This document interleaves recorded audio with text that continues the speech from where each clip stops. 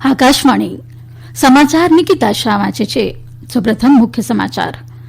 પ્રધાનમંત્રી નરેન્દ્ર મોદીએ દેશના સર્વાંગી વિકાસમાં આત્મનિર્ભર ભારતનું મહત્વ સમજાવતા બધા જ ક્ષેત્રોમાં દેશને આત્મનિર્ભર બનાવવા નાગરિકોને આહવાન કર્યું છે. નાણામંત્રીએ આવકવેરા કાનૂન અંતર્ગત ઇલેક્ટ્રોનિક માધ્યમો દ્વારા થયેલી નાણાકીય વ્યવહારો પર 1 જાન્યુઆરી પછી વસૂલાયેલા ચાર્જને તુરંત રિફંડ કરવા બેંકોને નિર્દેશ આપ્યો છે. કેન્દ્રીય માર્ગ પરિવહન મંત્રી નીતિન ગડકરી આજે મહારાષ્ટ્રના ગઢચિરોલી જિલ્લામાં 777 કરોડ રૂપિયાના ધોરીમાર્ગ અને પુલ નિર્માણના કામોનો શિલાન્યાસ તથા લોકાર્પણ કર્યું. દેશભરમાં અત્યાર સુધીમાં 4 કરોડ 19 લાખ 70 હજારથી વધુ કોરોના પરીક્ષણ કરાયા. અત્યાર સુધીમાં 27 લાખ 31 હજાર 768 દર્દીઓ કોરોનાથી સાજા થયા.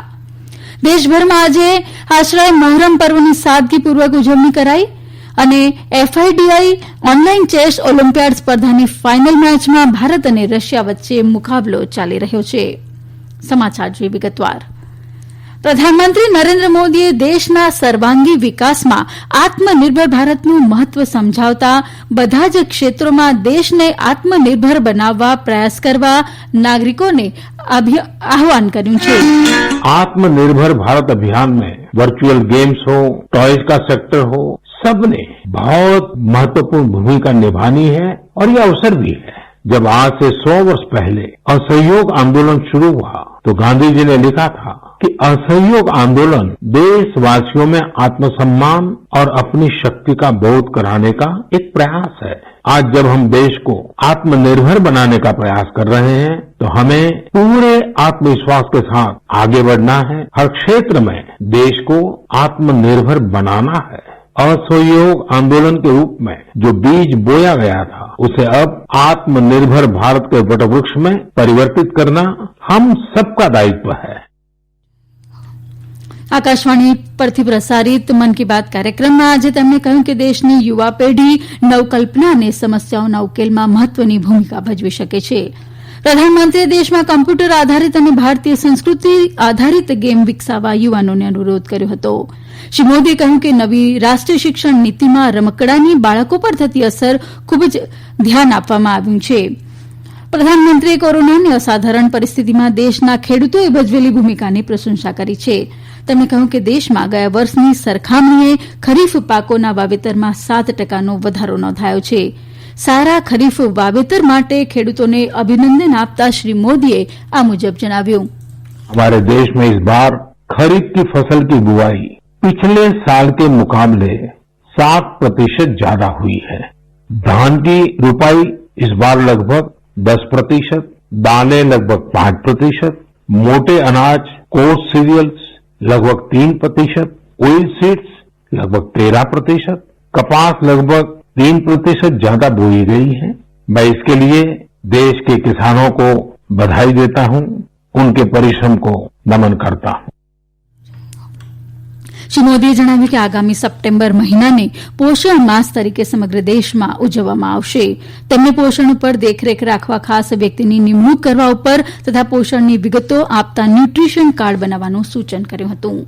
શિક્ષણ મંત્રી રમેશ પોખરિયાલ નિશાંકે કહ્યું કે પ્રધાનમંત્રીની સ્વદેશી રમકડાની અપીલના પગલે સ્કૂલના વિદ્યાર્થીઓમાં રમકડા તથા કઠપૂતળી બનાવવાના કૌશલ્યનો વિકાસ કરાશે. તેમણે કહ્યું કે કલા ઉત્સવમાં સ્વદેશી રમકડાના નિર્માણની શરૂઆત કરાશે જેથી વિદ્યાર્થીઓ અલગ અલગ પ્રકારના સ્થાનિક રમકડાથી અવગત થાય અને તેના વિકાસ માટે પ્રોત્સાહિત થાય. શ્રી નિશંકે કલા ઉત્સવમાં માધ્યમિક અને ઉચ્ચતર માધ્યમિકના વિદ્યાર્થીઓ માટે કઠપૂતળી કલા પ્રદર્શન શરૂ કરવાની અપીલ કરી છે. નાણામંત્રીએ આવકવેરા કાનૂન અંતર્ગત ઇલેક્ટ્રોનિક માધ્યમો દ્વારા થયેલા નાણાકીય વ્યવહારો પર 1 જાન્યુઆરી પછી વસૂલાયેલા ચાર્જને તુરંત રિફંડ કરવા બેંકોને સૂચના આપી છે. મંત્રાલયે બેંકોને ભવિષ્યમાં ઇલેક્ટ્રોનિક માધ્યમથી કરાતા નાણાકીય વ્યવહારો પર કોઈપણ ચાર્જ ન લેવા જણાવ્યું છે. મંત્રાલયે કહ્યું કે કેન્દ્રીય પ્રત્યક્ષ કરવેરા બોર્ડ સીબીડીટીએ ગત વર્ષે 30 ડિસેમ્બરે આ અંગે અધિસૂચના જાહેર કરી હતી, જે અનુસાર રૂપે કાર્ડ, ભીમ યુપીઆઈ ક્યુઆર કોડ અને ભીમ યુપીઆઈ ક્યુઆર કોડ દ્વારા કરાતા વ્યવહારો પર બેંક કોઈ ચાર્જ વસૂલશે નહીં. મંત્રાલયે કહ્યું કે પેમેન્ટ અને સેટલમેન્ટ સિસ્ટમ પીએસએસ અધિનિયમમાં એક નવી જોગવાઈ ઉમેરાઈ છે, જે અનુસાર ઇલેક્ટ્રોનિક માધ્યમો દ્વારા કોઈપણ પેમેન્ટ કરવા કે લેવા પર બેંક અથવા સિસ્ટમ કોઈ ચાર્જ વસૂલશે નહીં. મંત્રાલયે કહ્યું કે કેટલીક બેંકો યુપીઆઈ દ્વારા થતા વ્યવહારો પર ચાર્જ લેતી હોવાનું જાણમાં આવ્યું છે. બેંકો દ્વારા વસૂલાતો આ ચાર્જ પીએસએસએસ અધિનિયમ અને આઈટી અધિનિયમનું ઉલ્લંઘન છે. આ સમાચાર આપ આકાશવાણી પરથી સાંભળી રહ્યા છો. કેન્દ્રીય માર્ગ પરિવહન મંત્રી નીતિન ગડકરી આજે મહારાષ્ટ્રના ગઢચિરોલી જિલ્લામાં 777 કરોડ રૂપિયાના ધોરીમાર્ગ તથા પુલ નિર્માણના કામોનો શિલાન્યાસ તથા લોકાર્પણ કર્યું છે. વીડિયો કોન્ફરન્સિંગના માધ્યમથી યોજાયેલા આ સમારોહમાં શ્રી ગડકરીએ આ યોજનાઓ સાથે જોડાયેલા એન્જિનિયરો, કોન્ટ્રાક્ટરો, પોલીસ વહીવટીતંત્ર અને શ્રમિકોના કામોને બિરદાવ્યા હતા. તેમણે કહ્યું કે આ યોજનાઓ દ્વારા નક્સલવાદથી પ્રભાવિત વિસ્તારના લોકોનો દેશના અન્ય ભાગ સાથે બહેતર સંપર્ક સ્થાપી શકાશે. રોડ પરિવહન રાજ્યમંત્રી વી.કે. સિંહે આ અવસરે જણાવ્યું કે કેન્દ્ર તથા રાજ્ય સરકારોના સંયુક્ત પ્રયાસોથી ગઢચિરોલી જિલ્લાના નક્સલ પ્રભાવિત વિસ્તારોમાં વિકાસને વેગ મળશે. કોવિડ-19ના રોગચાળાને નાથવા આજ સુધીમાં દેશભરમાં 4 કરોડ 14 લાખ 70 હજારથી વધુ શંકાસ્પદ દર્દીઓનું પરીક્ષણ કરાયું છે. આજે પણ આ જ ઝડપે પરીક્ષણ ચાલુ રખાયું છે અને અત્યાર સુધીમાં દેશના 10 રાજ્યો તથા કેન્દ્ર શાસિત પ્રદેશોમાંથી 26,843 નવા પોઝિટિવ દર્દીઓ શોધી કઢાયા છે. તેની સામે 19,243 દર્દીઓ સાજા થતા તેમને રજા અપાઈ છે. દેશમાં કોવિડના દર્દીઓનો સાજા થવાનો દર 76.61% થયો છે. કોવિડના સાજા થયેલા દર્દીઓની સંખ્યા 27,31,768 થઈ છે. ગુજરાત સહિત 7 રાજ્યો તથા કેન્દ્ર શાસિત પ્રદેશ દીવ દમણનો કોવિડના દર્દીઓ સાજા થવાનો દર 80%થી વધુ છે. કોવિડના દર્દીઓનો મૃત્યુદર પણ સારો એવો ઘટીને 1.79% થયો છે.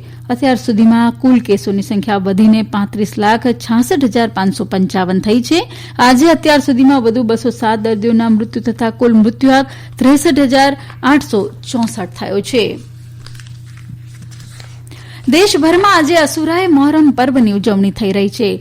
મોહમ્મદ પેગમ્બરના પૌત્ર હઝરત ઇમામ હુસેન અને તેમના સાથીઓએ સત્ય અને ન્યાય માટે વહોરેલી શહાદતના યાદમાં આ પર્વની ઉજવણી કરવામાં આવે છે. જોકે કોવિડના પગલે આ વર્ષે પરંપરાગત તાજિયા સરઘસ યોજાયા નથી. લોકોએ ઘરમાં રહી મોહરમની ઉજવણી કરી રહી છે. કેટલાક મજલિસ અથવા ધાર્મિક બેઠકો સરકારની માર્ગદર્શિકા મુજબ યોજાઈ હતી. પ્રધાનમંત્રી નરેન્દ્ર મોદીએ ટ્વીટ સંદેશમાં હઝરત ઇમામ હુસેને આપેલા સમાનતા અને ન્યાયના મૂલ્યોને પ્રેરણારૂપ ગણાવ્યા હતા. રાષ્ટ્રપતિ રામનાથ કોવિંદ અને ઉપરાષ્ટ્રપતિ એમ વેંકૈયા નાયડુએ ઓણમની પૂર્વ સંધ્યાએ નાગરિકોને શુભકામનાઓ પાઠવી છે. શ્રી કોવિંદે તેમના સંદેશમાં કહ્યું કે ઓણમ દેશની સમૃદ્ધ સંસ્કૃતિનું પ્રતીક છે. તેમણે આ તહેવાર સમાજમાં સહયોગ અને બંધુત્વની ભાવનાને મજબૂત કરશે અને પ્રકૃતિ સાથે સદભાવનાથી રહી સમૃદ્ધિનો માર્ગ ખોલશે તેવી આશા વ્યક્ત કરી હતી. ઉપરાષ્ટ્રપતિએ કહ્યું કે ઓણમ પરિવાર અને દોસ્તો સાથે મળીને ઉજવણી કરવાનો અવસર છે. તેમણે લોકોને ઘરે જ રહી સાદાઈથી ઓણમ ઉજવવા અનુરોધ કર્યો છે. એફઆઈડીઈ ઓનલાઈન ચેસ ઓલિમ્પિયાડ સ્પર્ધાની ફાઇનલ મેચમાં ભારત અને રશિયા વચ્ચે મુકાબલો ચાલી રહ્યો છે. ભારતીય ટીમમાં કેપ્ટન વિદિત ગુજરાતી, પૂર્વ વિશ્વ ચેમ્પિયન વિશ્વનાથ આનંદ, કોનેરુ હમ્પી, ડી હરિકા, આર પ્રગંધા, પેન્ટાલા હરિકૃષ્ણ અને દિવ્યા દેશમુખનો સમાવેશ થાય છે. સ્પર્ધાની પ્રથમ મેચ ડ્રો થઈ છે, જ્યારે બીજી મેચ ચાલી રહી છે. ગઈકાલે વિશ્વ મહિલા રેપીડ ચેમ્પિયન કોનેરુ હમ્પીએ પોલેન્ડ સાથે સેમીફાઇનલ મુકાબલામાં 2-1થી જીત મેળવી હતી. ભારતે 2014 ઓલિમ્પિયાડમાં કાંસ્ય ચંદ્રક મેળવ્યો હતો. આ વર્ષે ભારત સુવર્ણ અથવા રજત બેમાંથી એક ચંદ્રક જીતશે તે નક્કી છે. ગુજરાતમાં ભારેથી અતિભારે વરસાદના પગલે રાજ્યના કેટલાક વિસ્તારોમાં પૂરની પરિસ્થિતિ સર્જાઈ છે. સરદાર સરોવર ડેમમાંથી પાણી છોડાતા નર્મદા નદીના કાંઠા વિસ્તારમાં રહેતા 2500થી વધુ લોકોને સુરક્ષિત સ્થળે ખસેડાયા છે. અમારા સંવાદદાતા જણાવે છે કે આજ સવારથી દક્ષિણ ગુજરાત અને સૌરાષ્ટ્રના કેટલાક વિસ્તારોમાં ભારે વરસાદ પડી રહ્યો છે.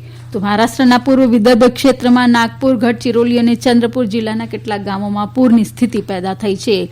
નાગપુર જિલ્લાના આપત્તિ વ્યવસ્થાપન કેન્દ્રના જણાવ્યા મુજબ મૌદા, કમપટ્ટી, પરસિયોની અને કુહી બ્લોકના 36 ગામોના 14,000થી વધુ લોકો પૂરથી પ્રભાવિત થયા છે. તંત્ર દ્વારા બચાવ કાર્ય કરાઈ રહ્યું છે. અંતમાં મુખ્ય સમાચાર ફરી એકવાર. પ્રધાનમંત્રી નરેન્દ્ર મોદીએ દેશના સર્વાંગી વિકાસમાં આત્મનિર્ભર ભારતનું મહત્વ સમજાવતા બધા જ ક્ષેત્રોમાં દેશને આત્મનિર્ભર બનાવવા નાગરિકોને આહવાન કર્યું છે. નાણામંત્રીએ આવકવેરા કાનૂન અંતર્ગત ઇલેક્ટ્રોનિક માધ્યમો દ્વારા થયેલા નાણાકીય વ્યવહારો પર 1 જાન્યુઆરી પછી વસૂલાયેલા ચાર્જને તુરંત રિફંડ આપવા બેંકોને નિર્દેશ આપ્યો છે. અને દેશભરમાં અત્યાર સુધીમાં 4 કરોડ 19 લાખ 70 હજારથી વધુ કોરોના પરીક્ષણ કરાયા. અત્યાર સુધીમાં 27,31,768 દર્દીઓ કોરોનાથી સાજા થયા. આ સાથે આકાશવાણી પરથી સમાચાર પૂરા થયા.